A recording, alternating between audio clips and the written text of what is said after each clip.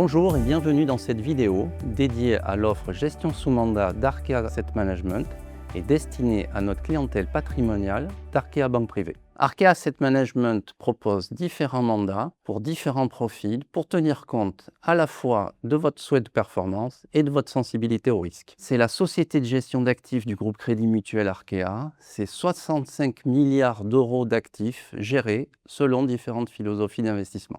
Au programme de cette vidéo, un retour sur les faits marquants 2025, un décryptage de ce début d'année et des projections pour les mois à venir. Pour nous éclairer, j'ai le plaisir de recevoir Xavier Laurent, responsable sélection et allocation d'actifs chez Arkea Asset Management. Bonjour Xavier. Bonjour Thomas. Revenons sur 2025. Pouvez-vous nous partager à la fois votre diagnostic et à la fois la performance de votre gestion?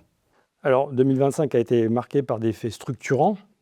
La résurgence des tensions géopolitiques avec un regain de la guerre commerciale avec son paroxysme du Liberation Day du mois d'avril, les incertitudes quant à la trajectoire des taux d'intérêt dans un environnement d'inflation relativement résistante et la poursuite de l'essor de l'intelligence artificielle. Alors, dans ce contexte, les entreprises ont plutôt bien réagi, se sont adaptées et ont rassuré les investisseurs, ce qui a quand même constitué un environnement assez favorable aux classes d'actifs risqués. Deux points notables sur 2025, c'est la très bonne performance des indices européens et émergents après des années de domination des actifs américains. Et le deuxième point, qui est face à l'isolationnisme des US et les tensions liées au déficit américain, qui ont entraîné une défiance vis-à-vis du dollar et une forte hausse de l'or dans ce contexte. Alors nos performances sur 2025, elles ont été plutôt bonnes, puisque sur les profils CTO modérés, on tourne aux alentours de 5%, et pour le plus dynamique, celui qui est en action, on a des performances supérieures à 10%. Et pour les PEA, qui se tiennent aussi plutôt bien, parce que les deux profils ont des rendements supérieurs à 10% sur la période. Quelles ont été pour vous les principales actualités sur ce début d'année? Alors, deux points essentiels. La stabilité géopolitique s'est accélérée.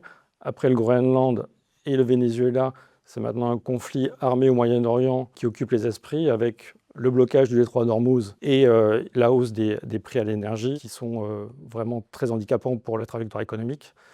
Et le deuxième point, l'absence de visibilité sur la trajectoire économique, alors qu'on avait des données en début d'année qui étaient plutôt rassurantes par rapport à la trajectoire de 2025. Donc dans ce contexte, évidemment, les actifs qui avaient une trajectoire plutôt positive jusqu'à la fin février ont globalement souffert d'un environnement plus incertain. Les marchés actions qui étaient dans le vert jusqu'à fin février sont désormais en territoire négatif.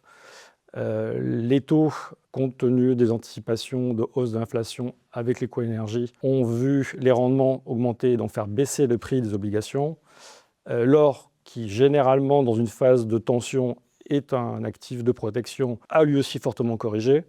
Et donc il n'y a plus que les prix, en tout cas les matières premières pétrolières et gaz, qui affichent des progressions très très fortes dans ce contexte.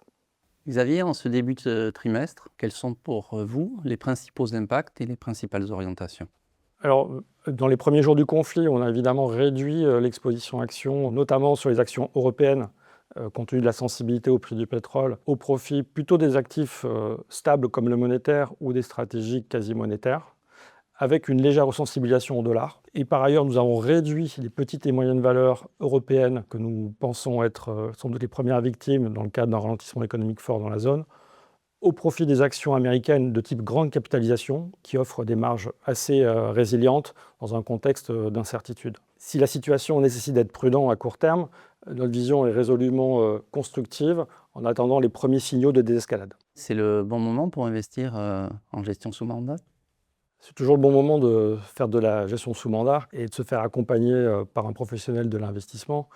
On le voit, le contexte est assez difficile, avec notamment le conflit en Iran et une volatilité accrue sur les marchés.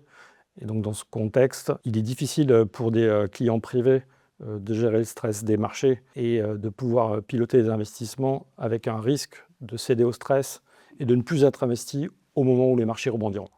Xavier, un grand merci pour ces explications claires et limpides. Je vous invite à vous rapprocher de votre banquier privé pour toute information complémentaire. À bientôt.